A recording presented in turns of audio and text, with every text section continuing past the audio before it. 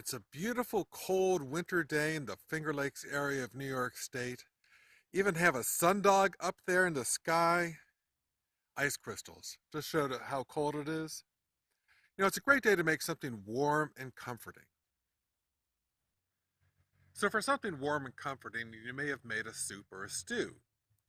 You throw a bunch of veggies into a slow cooker, add some meat, some stock, seasoning package. You come home, the veggies are mush, the meat is tough and chewy. I'm going to show you a couple tricks of how to get around that. So we're going to start off by doing all of our prep work ahead of time, what we're going to call our mise en place. This is a chuck round, center part of a chuck roast. It's about 1.5 pounds and it costs less than 1 pound of already cut stew beef. We're going to do it ourselves, save a little money. 4 cuts lengthwise, then we're going to cut widthwise about a finger's width all the way down. So we now have strips of meat, and we're going to take these and we're going to cut them into bite size. You can see it right here. See all the fat on that meat? We keep it because that is where the flavor is. We hold on to it, we're going to render it out as we cook it. Took a small bag of new red potatoes. You could use whatever new potatoes you like to use, yellow, white, fingerlings, and we're going to quarter them, again, into bite-sized pieces.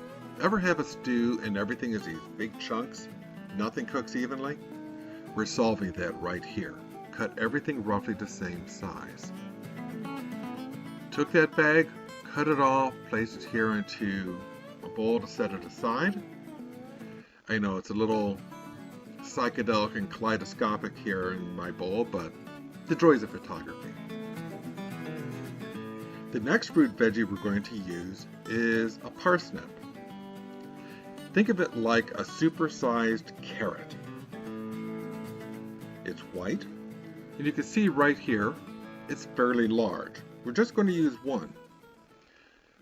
Use my vegetable peeler, took the skin off, because the skin tends to be a little on the bitter side for a lot of veggies. We don't want that. We're going to cut it lengthwise into 2 halves, and each half we're going to cut in half again. As you can see right here, on the right hand side is the parsnip, just cut in half. Left hand side, I've gone down the lengthwise again, and then cut them all into bite-sized pieces.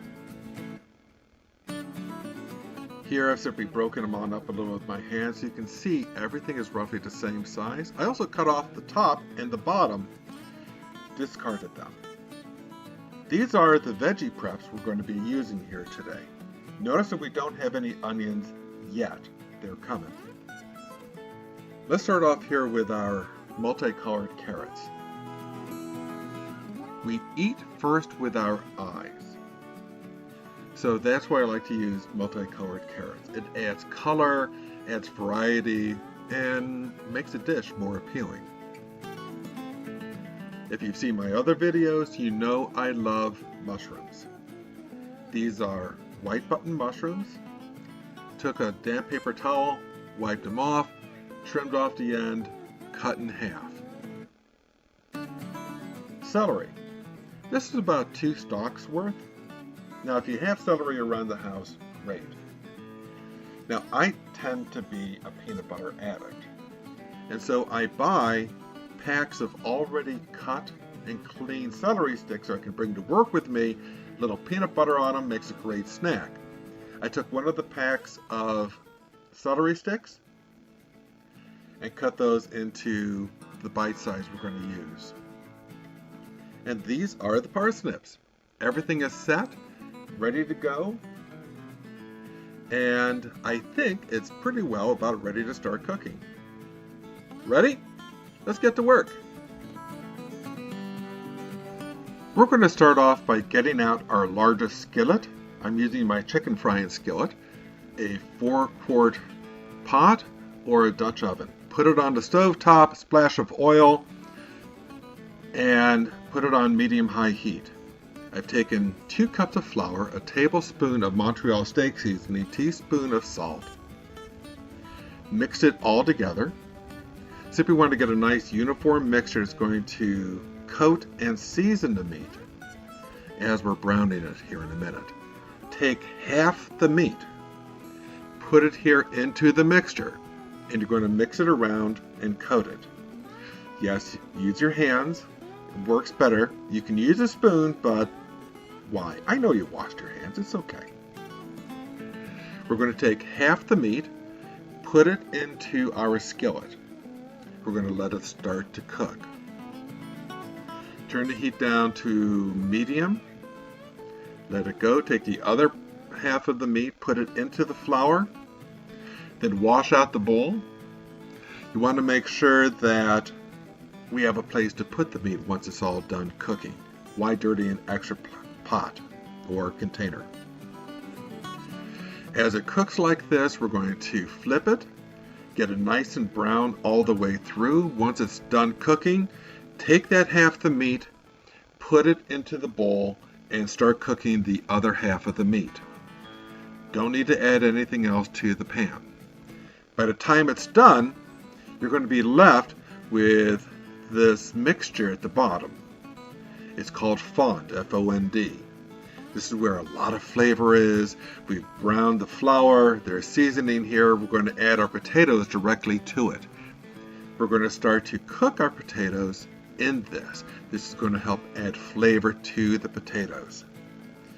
Next, we're going to go ahead and add our carrots and parsnips. Carrots, parsnips, potatoes, all root veggies, all take a fair amount of time to cook.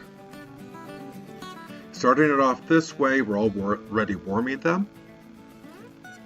And once we're at this point, we are going to add in our mushrooms and a room temperature bag of frozen pearl onions. I like pearl onions for this, it adds a bit of sweetness. Once it's cooked for about 5 minutes, add in 32 ounces, a large container of beef stock. That's going to be our base.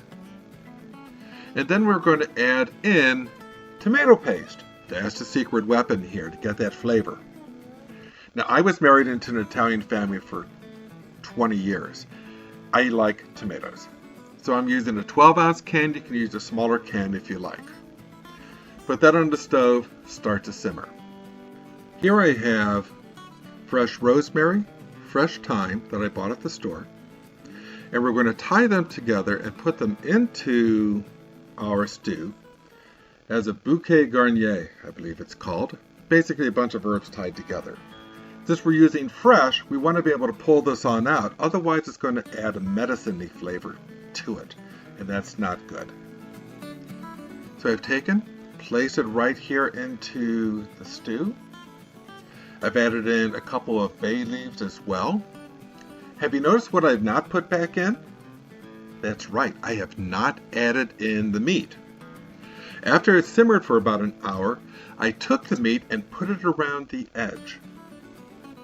This way we're going to let it warm, start coming up to temperature again, and it won't overcook and become tough and chewy. You can see a close-up of it right here. And the aroma smells phenomenal. I like to have dumplings with my stew. It simply rounds it out, gives it a little bit of a carb companion with it. Perfect. We're going to take our bouquet garnier out. It's done its job. It's simmered in there for about an hour 10, hour 20. The meat is warming. Time to make our dumplings. I took 2 cups of flour, a tablespoon of baking powder, a teaspoon of salt, and then I also added in a tablespoon of parsley. Gives a nice color and flavor to our dumplings. To this we're going to add 2 cups of buttermilk. You can use regular milk if you like, or cream. Mix it together with a fork. You can see it's very stiff, very clumpy. This is what we want. we're going to then take and lay it on top of the outer rim of our stew. It's not going to be even, and that's perfectly fine. We're going to let it go like this for about 10 minutes.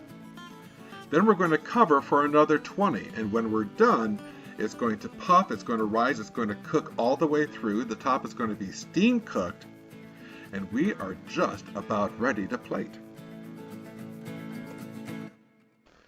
So I've taken 2 dumplings, placed them into a bowl, a good serving of the stew, place it right there, and the aroma is phenomenal. A taste of the stew itself is great. And I don't know about you, but I'm getting hungry. So until next time, here's cooking with you.